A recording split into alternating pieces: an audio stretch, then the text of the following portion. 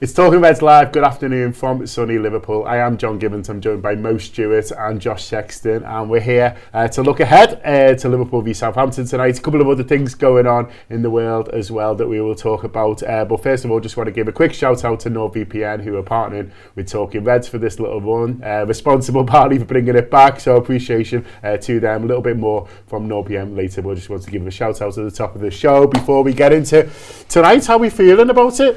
Really good. I'm feeling a lot better now. I know I'm going to be going. Last week we did one of these and I wasn't going, and I was all a bit like, yeah, looking forward to it, and knowing I was actually going to be not able to see it. So getting to see the lads in the flesh, which 11 lads it turns out to be, I'm always excited about. So yeah, looking forward to it big time. Yeah, who those 11 lads are going to be, Josh, we'll kind of talk about a little bit more in a minute. But it is a fun one, is it? Especially off the back of a cup final. I always think when you've won a cup final, you want a home game as quickly as possible, just to say nice one again. I mean, we had a big game, a nice one at the end. All a big single together, a few tears, mostly mine. But this is a quick time to say, thanks again for what was a brilliant day, and yeah, maybe a few more to come. Yeah, absolutely. I'm hoping there are a few more to come, and I still feel on a high from Sunday. Honestly, the minute we got back to Liverpool, which for me was midday on Monday, I was like, I'm just ready to watch these lads again. That's sort of how I feel. Like you say, it's that level of appreciation, that sort of celebration that we're still all caught up in. I imagine everyone's consumed all the content from that's happened from the final whistle on Sunday. So I'm so ready to be back in Anfield again. So ready to be watching, as you say, whatever iteration of Liverpool gets out there, because we know that whatever iteration of Liverpool gets out on that pitch, it's going to be a trophy winning one. Absolutely. Okay, well, let's go through it then. I'm going to break it into three sections. Who are you defo not playing? Who are you defo playing? And who might we have to play? I think that is fair to say. So if we forget about all the long-term injuries, Mo, and just discount those of people who we could get onto the pitch, who would you rather we said, listen, night off, don't worry about it? Top of the list for me is Endo.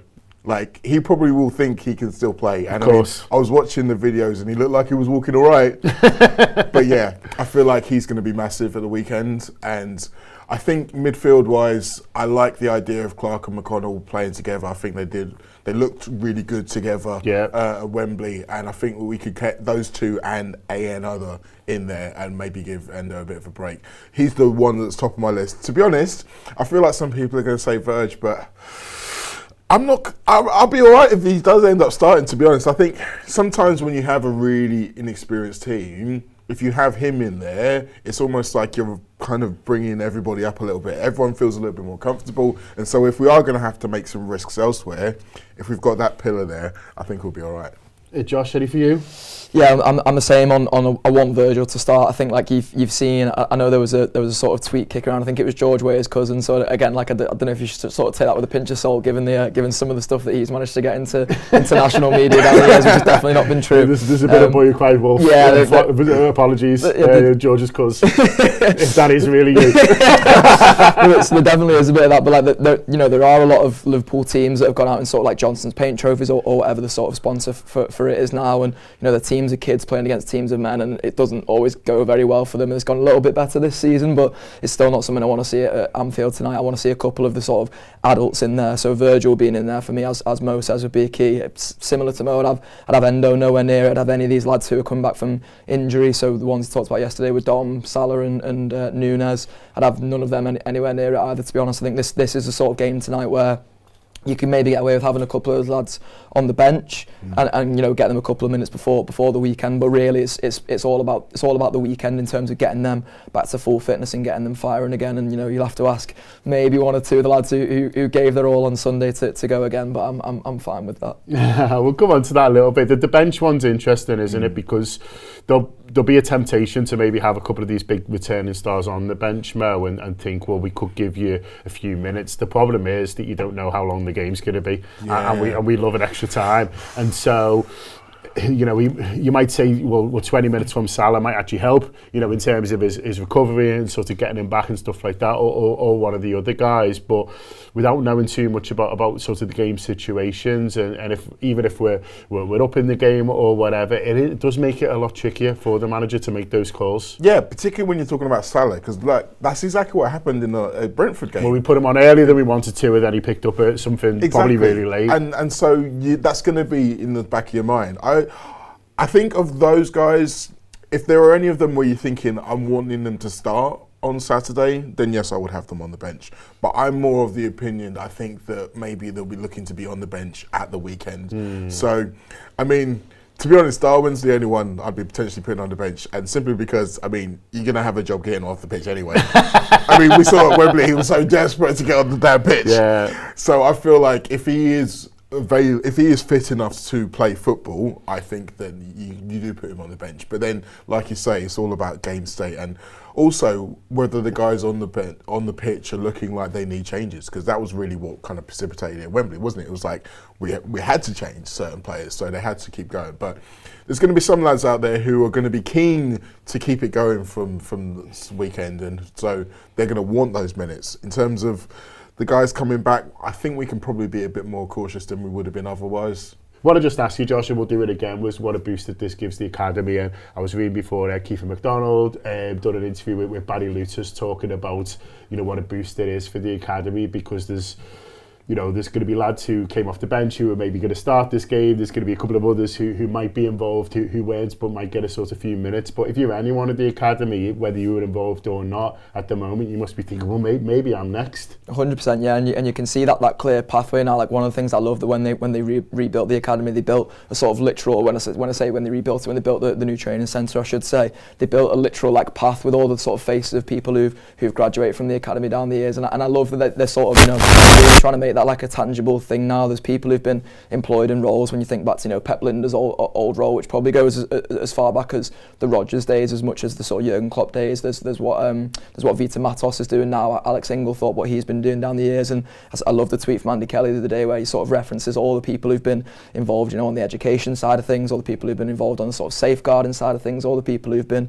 you know, responsible for looking after these lads, and all that work from all those people like dedicating their lives to that. You can see it is paying off, and you can see that, you know, the lads themselves, the commitment they're prepared to put in. Like, I loved Jurgen's post-match interview, and he says, like, these lads, all they want to do is dig deep. Like, that's what they constantly want to do, and they're obviously going to have to do that again this week. But you know, there's so much credit that should go all the way around the academy, like you say, and it should inspire the next generation now. And, you know, Jurgen Klopp himself has said it before, that, you know, we'd love to have a team of 11 Scousers that are all there on merit, because that's what it should, so almost what football should be about, really. Like, you'd love it to sort of go that way, and it's not always the way it works. And of course, there's a couple of these lads who have come from sort of elsewhere, and people have been quick to point that out when Trent tweeted the sort of homegrown thing, and people trying to sort of dig into Liverpool, which is just always the way, isn't it? But there's so much for Liverpool to be proud of there, so much for the manager to be proud of, because these lads are giving him absolutely everything at the moment.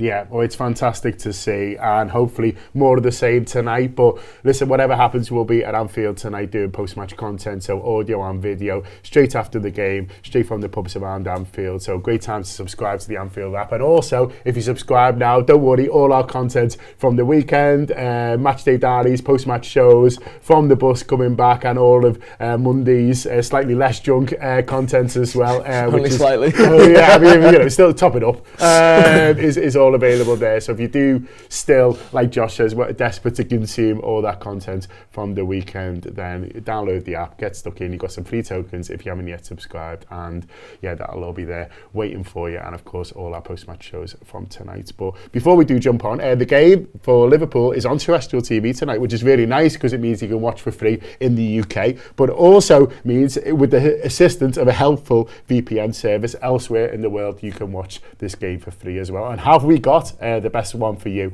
NordVPN allows you to watch UK TV in other countries, and because of the encrypted service, it also gives you extra protection wherever you are online. And you can also use it on up to 6 devices on just one subscription. How many devices have you got, Josh?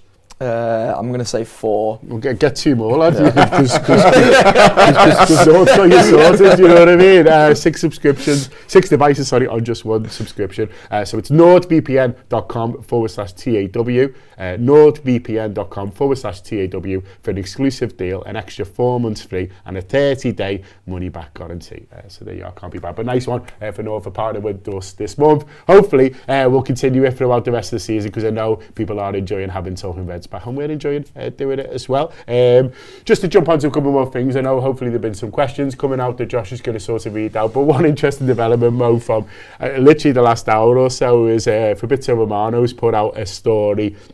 The Liverpool still haven't completely given up on Michael Edwards, so there was a bit of a thing a few weeks ago where they said, they'd asked him, like, you sure? And he'd said, like, I've got my own thing going now, and then I felt like that was that, but apparently they've just said, we'll just give him one more go, which you sort of understand, because there has been so much upheaval. Well, there will be so much upheaval in the summer that a bit of familiarity, you will get it. I would be surprised, because, as I say, he has set up his own business now. He wants to be working with lots of other clubs and stuff like that. I'd be surprised if he does go back, but I don't know, maybe they thought, well, look how much fun it was at the weekend, maybe he wants a bit of that. Well, maybe his no was not really a no, maybe it was a no because of X, Y, Z, and now they're going back and saying, well, if we change X, Y, Z, how about now? What about ABC? Yeah, you see, there's always something, but I think, I'd be very surprised. And I mean, sometimes you get the whole, never go back sort of thing, and maybe Michael Edwards himself is thinking that, but what it does tell me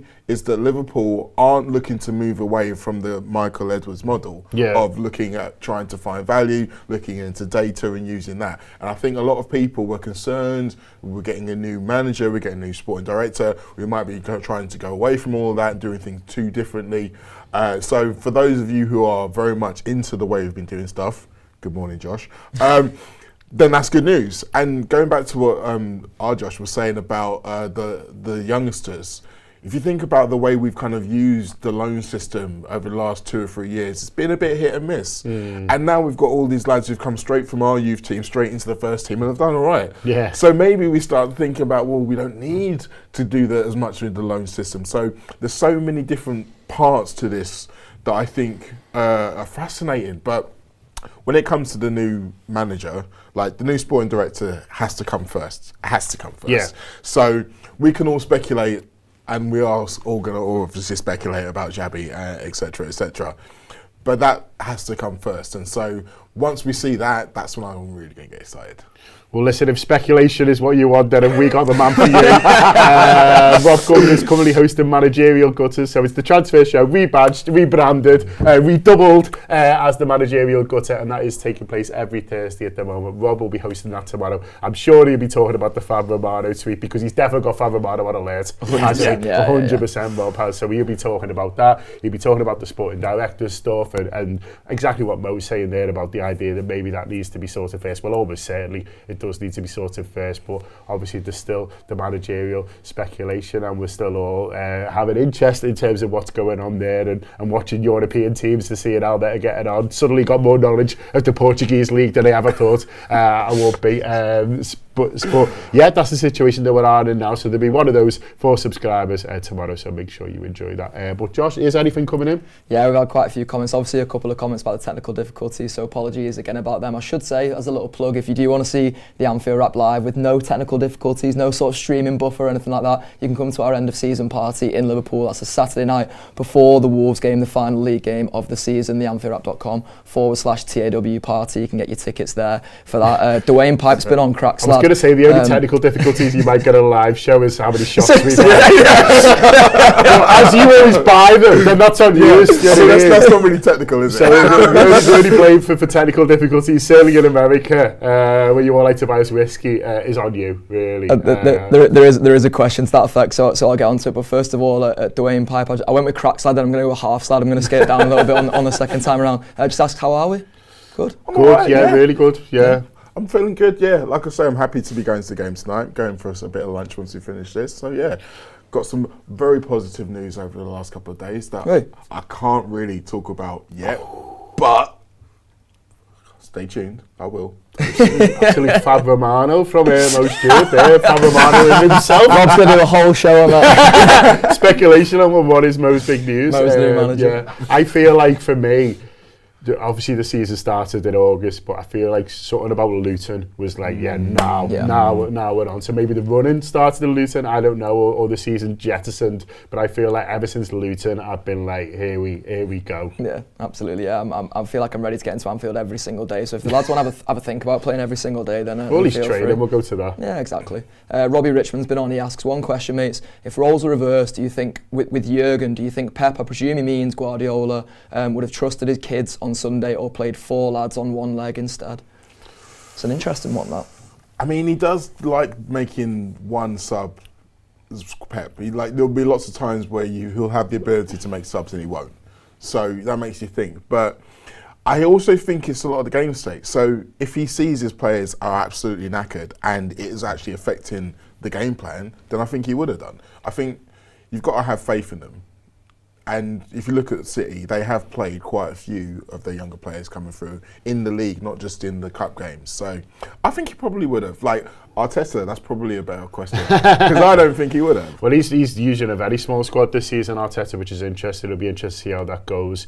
Yeah, I mean, you look at the Newcastle away game for Manchester City, and he throws Oscar Bob on, he scores the winner, and that's in a tense situation. So maybe he would have, but I don't think to necessarily the same degree. And I've seen people trying to downplay the Klopp thing, saying, well, with all these injuries, he didn't have a choice. He could have left McAllister on, and he could have left Cody Gakpo on. Like, those are players where he could have, asked them to sort of see it through to the end. Also, sort of Konate. I don't think any 3 of those were couldn't have, kept on the pitch if need be, but he went for the youth, and so I think he does deserve a lot of credit, the manager. I think anyone trying to take it away, is completely wrong. But I think, would Pep have gone to this? I don't think maybe to the same levels, but listen, he backs sort of, some of those younger lads in big situations as well. Absolutely. Well, there's another question from Dwayne Piper. I did promise we'd get a drunk Gibbo question in. So this is question for you. Do you think any of the team listened to the rap? I'd love to think they listened to Gibbo Smashed on the Pink.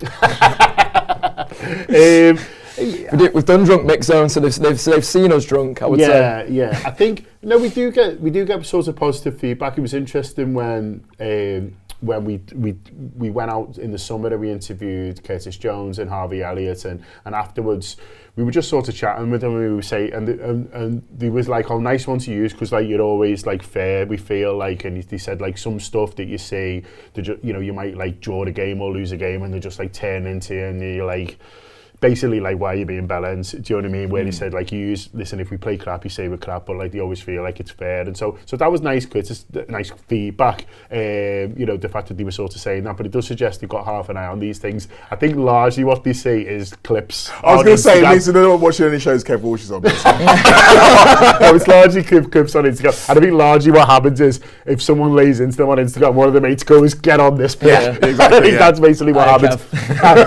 And we don't get much of that. No, that's good. I mean, I do like to think that we are all generally reasonable people, and that does come out in what we say. But yeah, in terms of how much of us they're watching, it is mad to think about it though, because for us, we are still kind of looking at them as heroes, etc. But it is also part of our work life. So there's times when it kind of crosses over, and you've got to kind of park one set of feelings and think about another. So it's mad to think that they may be doing the same thing on the other side. Maybe they've got favourites of us. I don't know. Maybe they're like looking for FQ and thinking, well, I don't know about that lineup today. Well, let us know in the comments if you are watching and the Premier League football. For anyone, to be honest with you, I'd be interested. I don't know, maybe Birmingham City players have also all smash it on a Wednesday morning. Love talking Reds, never miss it. Move training around it. Who knows? Well, I mean, I dare say some of the Southampton lads might be watching today. Anyway, to see what we're saying. Maybe they're looking for some bulletin board material, but I'm not about to do that. I still think that Southampton are a decent side, even if they're in a bit of a bad run at the moment. Absolutely. JD's been on. He says, I saw Gibbo and the team in the pub after the Norwich match, but didn't want to interrupt to say hello. Don't be doing that, JD. Come and say hello to us. We always record our post-match show in the Glenbook Hotel on Wartenbreck Road after the game. So if you are about and you fancy a pint, come and say Everyone's welcome. Yeah, exactly. And Supernova, You Never Walk Alone, says, should we be worried we're not moving on to other managerial, I presume he means, candidates? I mean, yes and no. I mean, you only technically move on if you don't think you're going to get the one you want. And the other thing I'd say is like this is also just what's happening in the public eye. Like so much of this is going on in the background. It's almost like the swan, you know, kicking its legs beneath the water thing, isn't it? Like you can't even comprehend the amount of work that is going into the managerial search. We just get, you know, snippets of it. Nearly all of the best things that have come to this club have come out of nowhere. Yeah. So I'm hoping that trend continues. What negative situation they might get themselves into is if Xabi Alonso genuinely says, listen, I'm not even talking about this until the Leverkusen season's finished. Then they have got a little bit of a decision to make. Liverpool is like, well, do we hang on to them? And you sort of putting all your eggs in that basket, and then for Xabi on the 30th of May to say, actually, I'm staying, and then you've not done anything. That's a problem, but I think Xabi has been in the game long enough to know that that's not really reasonable, and that's not really kind of how any football club can operate. And so I'd be surprised if that happened, you know. And I think, you know, they'll be looking at it. There'll be negotiations going on. So either way, as you say, whether you hear about it or not, we'll probably have an idea of where we're at and the likelihood of that sort of sooner rather than later. And if it is the case where for whatever reason Xabi is the first choice and decides he doesn't want to come in, I mean, we're all assuming here that he is the first choice, but you know, he might not be. But I think they will be sort of looking at other things, and I think the benefits of someone, you know, like an Alonso, and to be honest, anyone who's in management, they understand how these things work. That's why they employ agents. Yeah, that's literally what they earn the money for. I mean, an interesting thing for me though is that there is going to be a lot of big clubs who are looking for a new manager. It's not just us. We know for certain Barcelona, we know for certain Bayern Munich, may even be Man United, may even be Chelsea. You can throw in there as well. So if someone who's maybe looking like being our second or third choice, someone goes big on them, and then that starts things moving, that might be somewhere where the club are like, well, okay, we need some kind of assurance from you or indication from you before we start going elsewhere. But yeah, these are all things that we aren't going to be privy to, and we aren't going to know about them. And to be honest, I'm not sure if Fabrizio does either. Just calling him out there. Listen, there's only one man who knows what's going on, and that's Rob Gutman, and you'll be hearing from him tomorrow. So make sure you do subscribe to the Anfield Wrap, and also enjoy the match tonight, wherever it is that you are watching. But don't forget ITV. Nice one. It means your nan can watch. I always think when it's on terrestrial telly, and that's great. She loves the young lads. Honestly, Jane Dance can't get enough of him. So she'll be able to watch it tonight. Also, best of luck if any of the youth team are watching to them in the FA Youth Cup, which is on Thursday night. So Liverpool have got to the quarterfinals of that. It's interesting time, and it is on Thursday night. So maybe someone like Jaden Dance, who does start on Wednesday, might not necessarily be play. So it's a slightly weaker team, but they are looking so strong at the moment. I'm sure they'll really fancy the chances, just like the first team, where they can get 11 on the pitch. Who knows what they can do? But best of luck to them in that game as well on Thursday night. But I think that is it for all of us. Yeah, just one exciting comment to end on. Dominic Szoboszlai is watching along. Yeah, he's for some reason he's put himself under alias Jordan Singleton. He says hi, it's Dominic Szoboszlai tuning in, so that's exciting. Up to Reds, Dom. You look after yourself. Big season ahead. Bring your digital life to a whole new level with NordVPN. Choose the fastest VPN on the planet and explore the internet without interruption.